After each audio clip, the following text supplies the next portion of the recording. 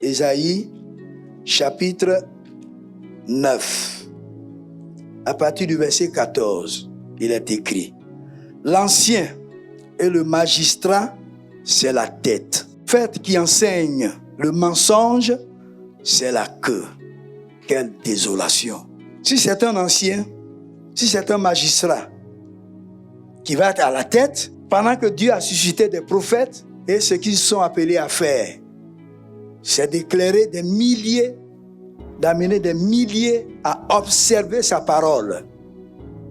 Mais la suite du texte dit: et le prophète qui enseigne le mensonge, c'est la queue. Pourtant, les Écritures affirment que nous serons la tête et non la queue. Le mensonge a gagné tous les hommes de Dieu, pratiquement, à l'exception de quelques-uns. Et la plupart d'entre ceux qui sont poussés au gain sordide, qui veulent avoir de l'argent, qui vont mentir, la plupart veulent avoir un gros ventre pendant qu'ils dévorent le peuple de Dieu. Ces mêmes hommes, aujourd'hui, parlent peu du péché. Le péché qui était péché hier ne l'est plus aujourd'hui. Et c'est ce que le prophète Ésaïe continue d'expliquer. Il continue de dire à gorge déployée. Il dit: malheur à ceux qui appellent le bien, le mal bien du moins, et le bien mal. Malheur à ceux-là. D'abord, heureusement qu'il s'adresse aux hommes de Dieu. Malheur à vous, vous qui devez faire la différence entre le bien et le mal, vous encouragez plutôt au mal, à faire le mal. Ce n'est pas étonnant que les églises locales de nos jours soient conduites par des agents du diable, déguisés en anges de lumière. Et là encore, l'apôtre Paul veut stigmatiser ces soi-disant hommes de Dieu. C'est pourquoi il écrit, en nous référant à la deuxième épître adressée aux Corinthiens au chapitre 11, verset 14, « Et cela n'est pas étonnant puisque Satan lui-même se déguise en ange de lumière. » En le faisant, c'est pour atteindre cet objectif que je vais vous expliquer tout à l'heure. Les hommes de Dieu, ceux qui le sont entre guillemets, ont un but à atteindre. Le même chapitre 11, le verset 13, dit en substance: ces hommes-là sont de faux apôtres, des ouvriers trompeurs, déguisés en apôtres de Christ. Et quand quelqu'un vient à vous, et c'est un homme de Dieu qu'on vous annonce, vous êtes poussé à croire tout ce qu'il va vous dire. Alors que, au fond, c'est un loup ravisseur. Il a un vêtement blanc. Il vient avec vous avec une grosse croix. Souvent même avec des bagues. D'autres ont ça maintenant dans leur robe d'évêque. Et ils ont à côté d'eux celle qu'on appelle la fille du ministère. Ça se passe ici en Côte d'Ivoire. Ils sont nombreux, ces hommes de Dieu qui ont adopté ce que je vous dis. La fille du ministère. Et vous allez voir que ces femmes-là sont comme les conseillères de ces grands serviteurs de Dieu. Nous avons appris qu'il y a une même parmi les filles de ministère qui s'est emparée d'un homme de Dieu et prophétisé disant que cet homme de Dieu est mon âme sœur. Donc sa femme doit aller chercher son âme sœur. Quelle désolation.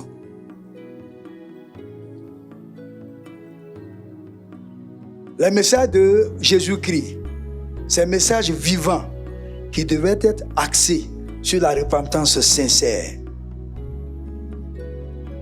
sur la sainteté et la sanctification, et sur la personne même du Christ vivant, Mes frères, ces messages sont en voie de disparition. Simplement parce que quelqu'un veut manger. Il veut paraître. Il veut qu'on dise qu'il a une grosse voiture. Il a une grande maison.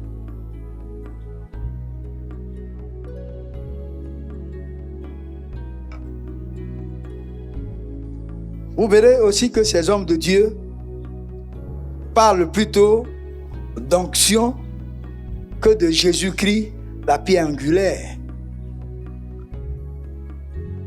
Pour eux, Jésus n'est plus à la page. 2 sont venus me visiter dans mon domicile et ils nous ont dit, nous avons mis en place en Côte d'Ivoire, tenez-vous bien, une église messianique. Et pour identifier donc ces hommes de Dieu, on vous demandera de garder votre barbe. Et la plupart d'entre ceux qui sont donc les conducteurs, ils peuvent enlever leur barbe. Mais conseiller aux autres de garder leur barbe. Pour eux, le Christ n'est pas encore venu dans la chair pour sauver l'humanité. Ils l'attendent encore. Ils vous diront, si vous ne dites pas Elohim et que vous dites Jésus-Christ, vous n'êtes pas encore sauvés. Vous n'êtes pas encore dans la vérité. Mais Elohim, c'est qui? C'est Jésus-Christ. Adonai, c'est qui? C'est Jésus-Christ. El Shaddai, c'est qui? C'est Jésus-Christ.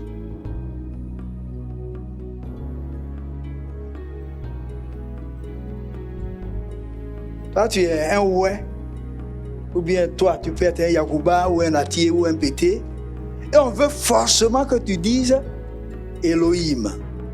C'est vrai, il s'est présenté sur ce nom. Mais comment nous on le connaît en Atié? C'est Zeu. Les Yacouba, c'est quoi? Atanang Bezan. Les Dida, c'est quoi?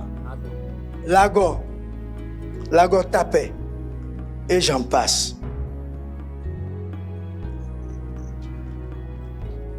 Dis Elohim ou dis Jésus-Christ et prêcher le vrai évangile, le vrai message de Dieu, c'est tout.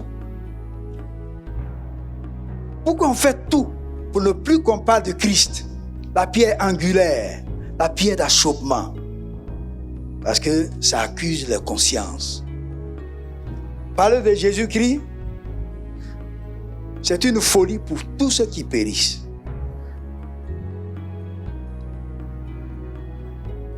Ces faux hommes de Dieu ont introduit dans l'Église du Dieu vivant des traditions sataniques. Parce que pour eux, être disciple de Jésus-Christ, alors là, c'est devenu plus qu'un effet dans ta buse. Cela suppose que vous qui croyez en Jésus-Christ, vous traînez une maladie spirituelle.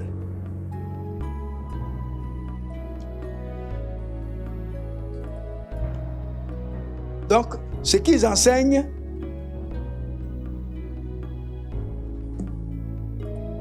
c'est le message qui peut apaiser. C'est le message de la tolérance. Allons doucement. En disant la vérité au nom de Jésus-Christ, certainement ils vont avoir peur que leurs fidèles sortent. Parce qu'aujourd'hui, nous le savons, la sanctification dérange tout le corps de Christ. C'est pourquoi, même s'ils ont une fois lu la première épître de Jean au chapitre 2, le verset 15, ils vont toujours vous dire que ce que vous devez faire, c'est de venir à l'église. Et venez avec tout le système mondain à l'église. N'ayez pas de soucis pour ça. Les Écritures ne disent-elles pas que n'aimez point le monde, ni les choses qui sont dans le monde? À celui qui aime les choses qui sont dans le monde, l'amour du Père n'est point en lui. Je voudrais donc décourager quelques-uns, et surtout quelques confrères, quelques hommes de Dieu. Aujourd'hui, allez dans certaines églises et regardez les mamans pasteurs, les femmes des hommes de Dieu. En dehors de la fille du ministère avec laquelle on sort pour aller faire le ministère, entre guillemets, il y a des mamans de l'église à la porte qui contrôlent toutes ces jeunes femmes qui entrent dans le lieu saint, qui viennent pour apprendre à craindre Dieu, à vivre pour le Seigneur. Elle leur dit, mais toi là, je ne vois pas de mèche sur ta tête. Si vous encouragez les épouses du Christ, parce que toutes celles qui donnent leur vie au Seigneur sont des épouses du Seigneur. Si on les encourage à se prostituer en mettant quoi? De faux cheveux, en les encourageant à avoir des fesses gonflées, à porter des vêtements qu'on appelle « chérie, regarde mon dos », en acceptant les fossiles des ongles du Léviathan, serpent, fuyard. Si nous sommes d'accord qu'on tolère toutes ces choses, c'est qu'il y a quelque chose qui ne va pas. Dans tous les cas, nous sommes appelés à faire des choix. Ça s'impose à tous ceux qui viennent au Seigneur. Si Dieu ne te suscite pas pour être cette femme, cet homme qui doit crier contre le péché, c'est fait de toi, c'est terminé. Lisez 1 Timothée chapitre 6 et le verset 5 et vous allez voir ce que je vous dis. Vous verrez que le fondement de tout ça, c'est l'argent. C'est l'argent que les gens veulent. Ils ne veulent plus de fidèles qui vont réellement comprendre la profondeur de l'évangile. Parce que si ces hommes, ces femmes ont compris, c'est fini. Qui va s'adonner au mal? Vous voyez pas ça? Ça devient un danger pour eux. Ça menace leur industrie. Comment ils font pour avoir l'argent là? Ça défait tout ça. Pour eux, la piété est devenue une source de gain. Quand ils vous rassemblent, c'est pour vous sucer. C'est avec étonnement, il y a 2 semaines de cela, j'ai vu un jeune apôtre qui, au pied de l'autel, avait beaucoup de bouteilles d'alcool. Il y avait également des bouteilles d'eau et d'autres accessoires. Dès qu'on te dit, lève-toi, tu es possédé, il y a ceci, il y a cela, on te conduit au pied de l'autel. Et tu dois acheter une bouteille de liqueur forte. C'est alors que l'homme de Dieu va s'avancer et mettre sa main sur toi et te pousser pour que tu tombes. Et quand tu tombes, avec ce choc, tu es obligé de crier. Ce sont les démons qui crient. Alors que c'est le choc qui fait que tu cries. C'est cette violence avec laquelle tu as projeté, c'est la douleur que tu es en train d'exprimer en criant. Si on ne vous vend pas de l'huile d'olive, qui est d'ailleurs un sacrilège, qui remplace aujourd'hui la puissance de Dieu, on va vous vendre de la boue venant d'Israël. De l'eau, entre guillemets, qui est bénie et qui est sortie du Jourdain. C'est malheureux. Accepter Jésus-Christ comme sauveur personnel. comme leur Seigneur, ça ne dit plus rien aux hommes de Dieu. Leur conversion ne dit plus rien aux hommes de Dieu. La seule chose qu'il peut vous proposer, c'est de vous vendre des parfums sacrés. Des parfums sacrés. Des crucifixes. À partir d'aujourd'hui, regardez bien les hommes de Dieu.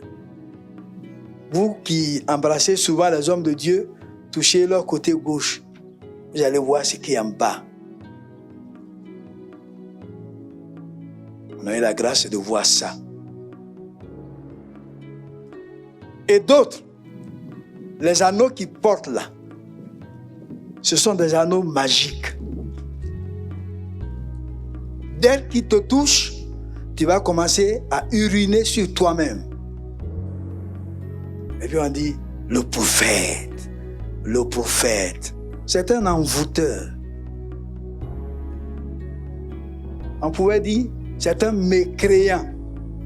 Leur proie, c'est ceux qui ne connaissent pas Christ, et même ceux qui le connaissent. Malheureusement, le texte que je vous ai lu, que je reprends, au verset 14, en passant par le verset 15 et 16, devait nous ouvrir les yeux. Je reprends le verset 14. L'ancien et le magistrat, c'est la tête. Et le prophète qui enseigne le mensonge, c'est la queue. Verset maintenant 15. Ceux qui conduisent ce peuple l'égarent, et ceux qui se laissent conduire se perdent. Avant de vous lire le verset 16, je voudrais vous dire, comme les païens le disent, tu ne peux pas rester dans les manias pour enlever les manias. Tu ne peux pas être au milieu des serpents venimeux et puis chercher à y demeurer, à demeurer là. La seule chose que tu peux faire, c'est de faire quoi?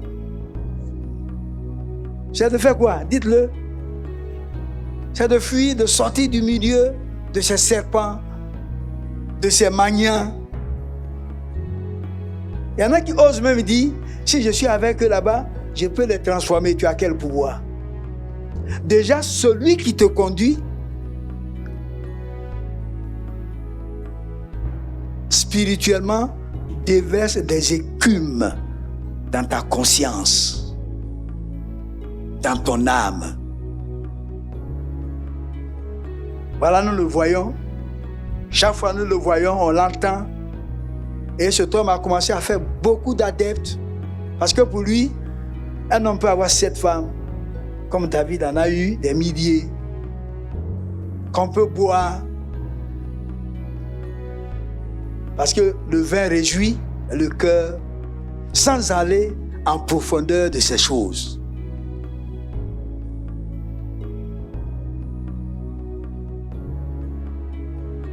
J'ai entendu un homme de Dieu dire, je suis là-bas parce que Dieu va me faire la grâce de les transformer. Avant de les transformer, ils vont te détruire. Ils vont te tuer spirituellement.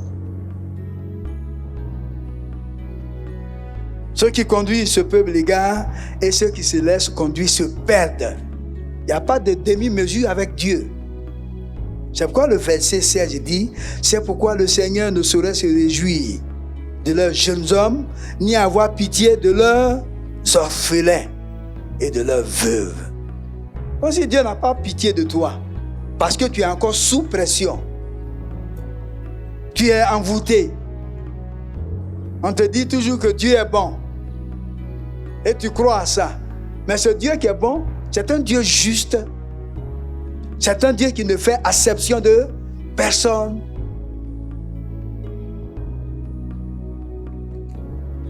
Bien-aimé,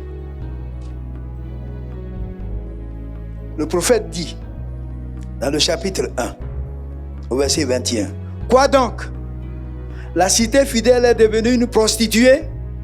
Elle était remplie d'équité, la justice y habitait, et maintenant il y a des assassins. Donc si tu fais allusion au passé, je suis d'accord avec toi. Mais maintenant là, ce sont des assassins qui sont là.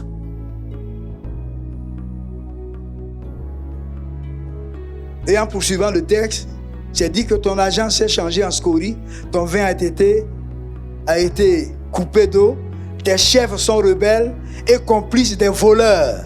Tous aiment les présents et courent après les récompenses. Ils ne font pas droit à l'orphelin et la cause de la veuve ne vient pas jusqu'à eux. Qu'est-ce que tu peux changer dans ça? Tu changes quoi? En étant encore assis là. Tu penses que ce que tu dis, ton raisonnement là, c'est ce que Dieu dit? Vos pensées ne sont pas mes pensées. Et un homme de Dieu, il y a un an ou 2 ans, qui nous a rassemblés et puis il nous a dit, la vie de Dieu là, si on voit que ce n'est plus ça, on sort et on va tranquillement. Je n'ai rien compris jusque-là, jusqu'à là où je vous parle. Ce que je voudrais te dire en poursuivant, si accepter Jésus-Christ ne dit plus rien aux hommes de Dieu, si ils ont quelque chose à te proposer, ce sont des choses qui représentent la divinité et qui excluent la parole du Dieu vivant. Et ils vont te conseiller même ces choses, de les avoir chez toi, dans ta maison, pour que ça te protège. Et mieux que ça protège ton pays. C'est pourquoi la révélation écrite dans Lévitique 26, verset 1 dit, « Vous ne vous ferez point d'idole, vous ne vous élèverez ni image taillée, ni statue, et vous ne placerez dans votre pays aucune pierre ornée de figures pour vous prosterner devant elle, car je suis l'Éternel, votre Dieu. »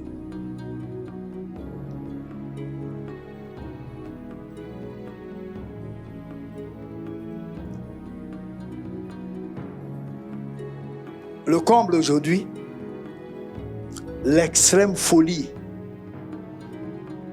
qui caractérise aujourd'hui ces hommes de Dieu,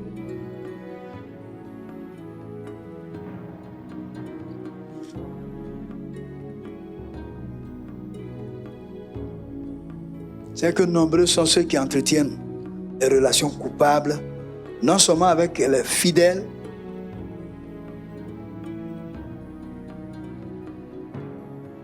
mais ces personnes-là, ils bénissent même des mariages, des homosexuels, des couples zéophiles. C'est-à-dire un homme qui est attiré par un animal et qui demande à ce qu'on célèbre leur mariage. Ça se fait, peut-être que ça vous étonne.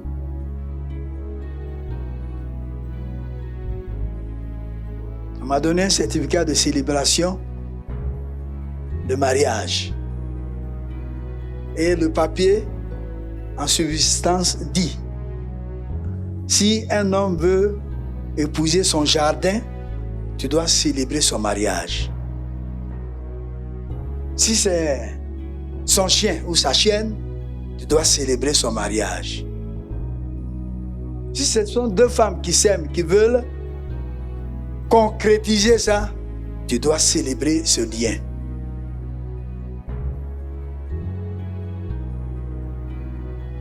Si ce sont 2 hommes, c'est pareil. Autrement dit, on vous arrache votre arrêté cultuel. Vous arrêtez le ministère. Quand nous avons eu ce papier, j'ai prié. Le quartier dans lequel je me trouvais, tous ceux qui devaient traverser le quartier pour aller un peu loin, il y a un bottin qui signale que tel peut vous marier et nous balancer les informations pour qu'on vous envoie le carnet de mariage. Quand on a eu ce document, on a prié que personne, animé du diable, par ce diable, ne vienne nous dire « Ah, je suis juste dans ton environnement immédiat, je veux marier ou épouser ma fille, l'inceste, ou mon chien, ou ma chienne. » Et ça n'a jamais eu lieu. Le document t'autorise à faire ça.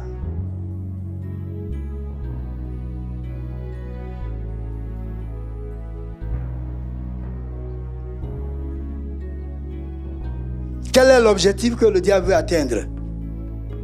C'est te gagner pour l'enfer. Lui-même est déjà un membre de l'enfer. Et tout ce qui est une préoccupation qui tend à dépraver l'Église, les mœurs, à aller contre ces choses, il va te les enseigner. D'abord parce que les pasteurs eux-mêmes, je dis bien, les pasteurs eux-mêmes font des lieux de culte, font de leur bureau des salles transformées en véritables entrepôts de fornication, d'avortement, de raquettage, et j'en passe.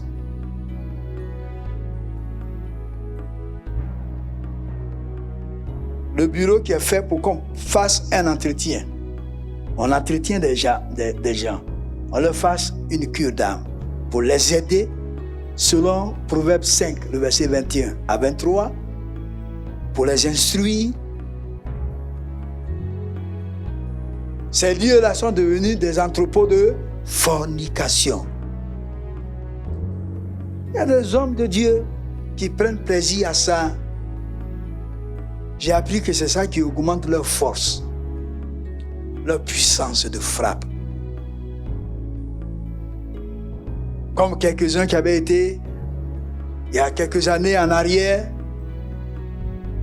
humiliés ici en Côte d'Ivoire, qui allaient chercher leur pouvoir au Ghana,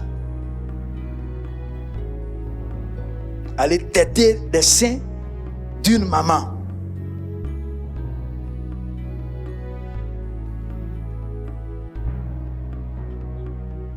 Et dès qu'il vous touche, vous croirez que c'est la puissance de Dieu qui agit. Jésus nous l'a déjà dit, que même Satan fera des miracles. Le feu même viendra du ciel pour confirmer ce que Satan va enseigner. Nous vivons les derniers temps.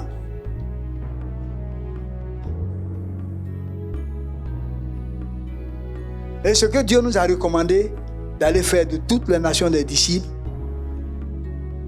nous demandons à ce qu'il soit avec nous, qu'il nous protège et que nous puissions aller dans la direction voulue par le roi de gloire. Aujourd'hui, allez dans les églises, regardez la musique, regardez tous les sons que vous allez entendre. La musique profane a pris le pas sur le sacré.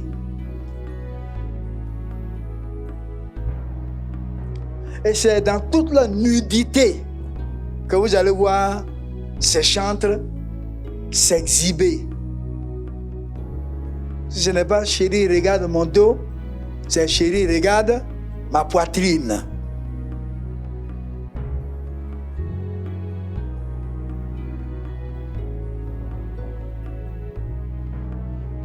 Quand vous regardez aujourd'hui les vêtements, c'est bizarre. Vêtements. Hier, quand quelqu'un avait des habits déchirés, ce quelqu'un-là était taxé ou il était vu comme un fou. Vrai ou faux? Il était vu comme un fou. Et celui qui est normal, qui n'a pas assez de vêtements, quand le vêtement est déchiré, rapidement il va pour coudre ça. Mais aujourd'hui, on nous vend des vêtements déjà déchirés. C'est déteint. Et on voit nos cuisses, on voit nos aisselles, on voit ce que Dieu interdit. Et la plupart d'entre ceux-là, vous les verrez sur les pianos, vous les verrez au micro. Ils font l'apologie de qui? Ils glorifient qui?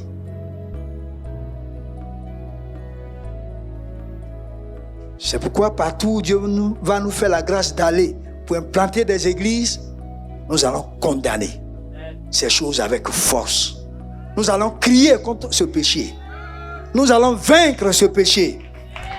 et aller jusqu'au bout avec le Seigneur.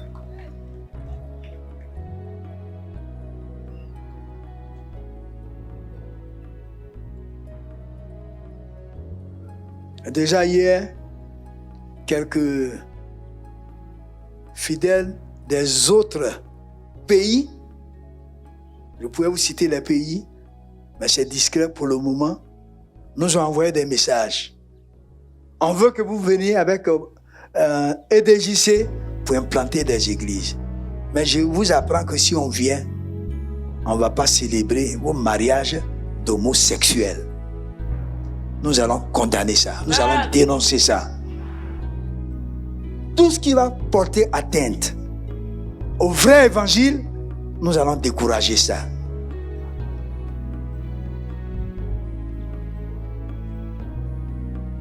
Nous ne sommes pas pour les fables judaïques, ni pour des commandements d'hommes qui se détournent de la vérité.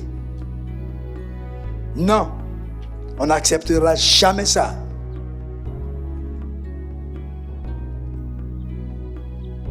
Alors, ce que le Seigneur nous a enseigné, c'est que la fin d'une chose vaut mieux que son commencement. Pour éviter que vous ayez peur, ouvrez avec moi votre Bible dans le livre d'Ésaïe, chapitre 49. Tu n'as pas à avoir peur pour aller crier contre le péché. Non. Le Seigneur a prévu pour toi une parole d'encouragement. Et je vais terminer par cette parole.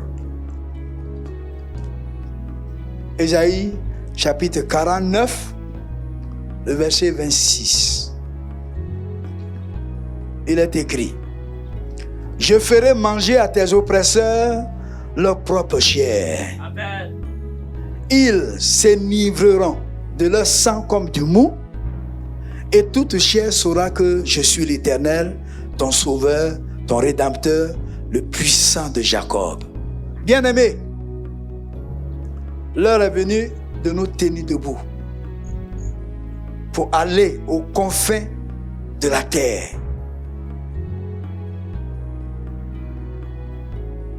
Les spirites, les féticheurs,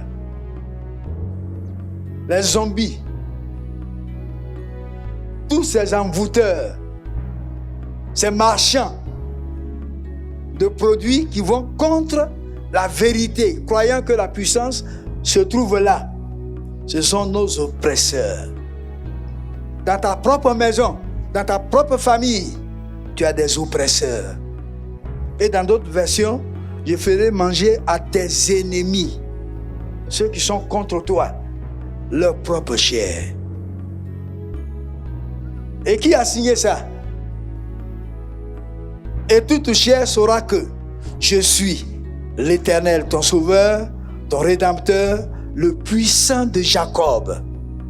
Ce n'est pas ma signature. Ce n'est pas la signature de quelqu'un d'autre.